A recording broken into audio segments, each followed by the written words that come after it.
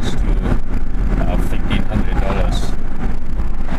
So all taxi driver here, they are not happy.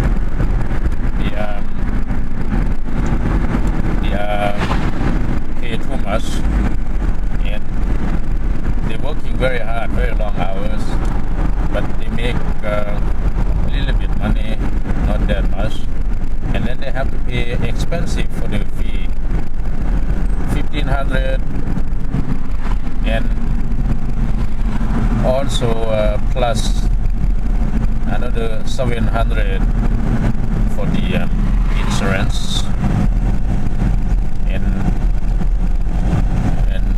per month, and plus union fee, and plus a lot of fee on the taxi if you want to run the business. So, and now they think they are not surviving to pay that expensive fee. So that's why the demonstration for don't want to pay expensive fee.